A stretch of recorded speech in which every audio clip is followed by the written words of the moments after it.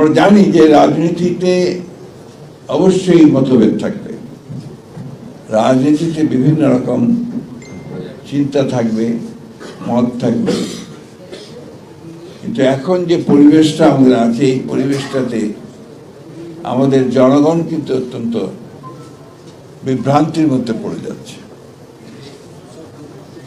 আমরা আপনার লক্ষ্য করে দেখবেন, মানুষকে জিজ্ঞেস করলে মানুষ বলে নির্বাচন হবে তো। এই যে একটা আপনার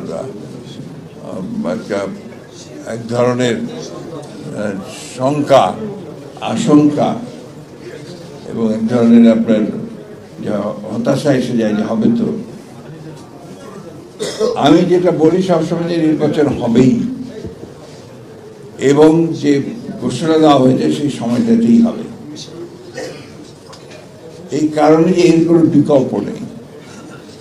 আজকে যদি নির্বাচন বন্ধ করা হয় বা নির্বাচন না হয়, তাহলে এই জাতি প্রচন্ড রকমের ক্ষতিগ্রস্ত হবে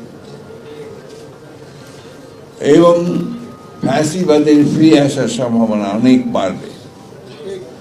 আপনারা নিশ্চয়ই লক্ষ্য করছেন যে বিভিন্ন খান থেকে বিভিন্ন সময় অনেকেই চেষ্টা করছে এই ফ্যাসিবাদকে নিয়ে আবার কথা বলার জন্য, এবং বিদেশেও আপনার এটা নিয়ে কাজ হচ্ছে। তাই নির্বাচনটা খুব দ্রুত দরকার, সে কথাগুলো আমরা বারবার বলেছি, এবং আমরা মনে করি যে একটা অবাধ, সুষ্ঠু, নিরপেক্ষ নির্বাচনের মধ্য দিয়েই আমরা আমাদের যে কাঙ্ক্ষিত লক্ষ্য, একটা গণতান্ত্রিক রাষ্ট্র ব্যবস্থা, সেই রাষ্ট্র ব্যবস্থায় আমরা যাওয়ার সুযোগ পাব। ডক্টর মাহাদিন যে কথাগুলো বলেছেন অত্যন্ত বাস্তবসম্মত কথা, যে আমরা সংস্কার করছি। সংস্কারের কথা তো প্রথম বিএনপি বলেছে। বাংলাদেশের যা কিছু পরিবর্তন, শুরু পরিবর্তনের কিন্তু আপনার বিএনপির মাধ্যমে।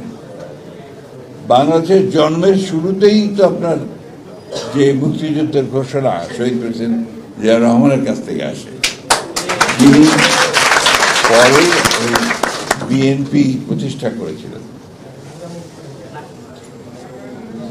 এই জিয়া রহমান সাহেব যখন বিএনপি প্রতিষ্ঠা করেন, তখন একদলীয় শাসন ব্যবস্থা থেকে তিনি কিন্তু বহুদলীয় গণতন্ত্র নিয়ে এসেছিলেন।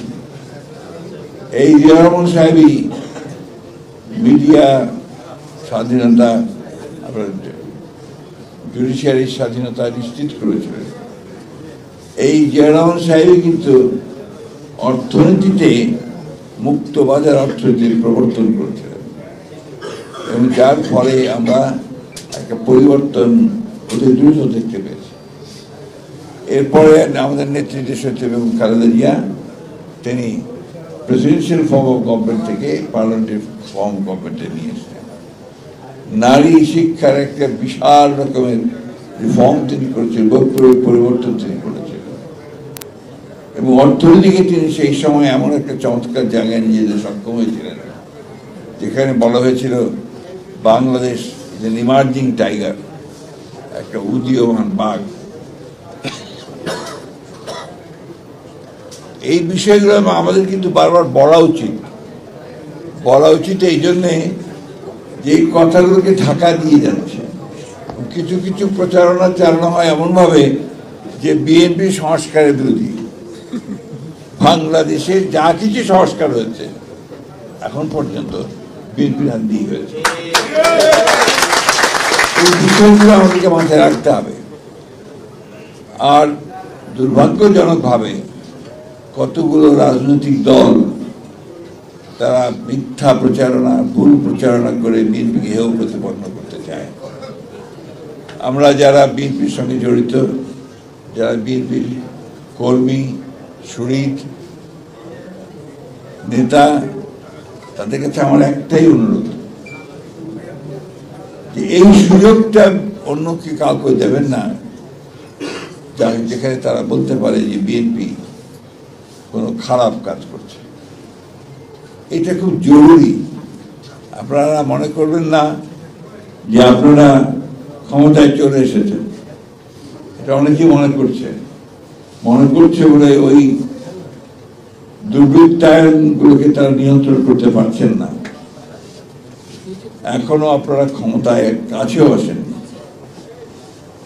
অনেক চক্রান্ত আছে, ষড়যন্ত্র আছে, সেগুলোকে ওভারকাম করে আপনাদের ঐক্য দিয়ে, আপনাদের ভালো কাজ দিয়ে আপনাদেরকে কিন্তু জনগণের কাছে যেতে হবে।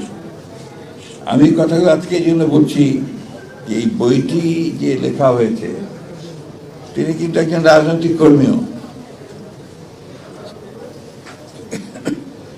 এবং ঘটনার উপর লিখছেন, তার পুরো ঘটনাটা হচ্ছে রাজনৈতিক ঘটনা।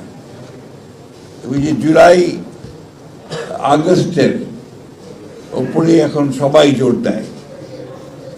সত্য কথা যে জুলাই আগস্টে আপনার ছাত্ররা, তরুণরা বেরিয়ে এসে তারা আন্দোলন শুরু করেছে। কিন্তু আন্দোলনের শেষ দিনগুলোতে শুধু ছাত্ররাই ছিল না, শ্রমিক, কৃষক, মধ্যবিত্ত, চাকরিজীবী, সমস্ত, এমনকি আমাদের মা বোনেরা বেরিয়ে এসেছে।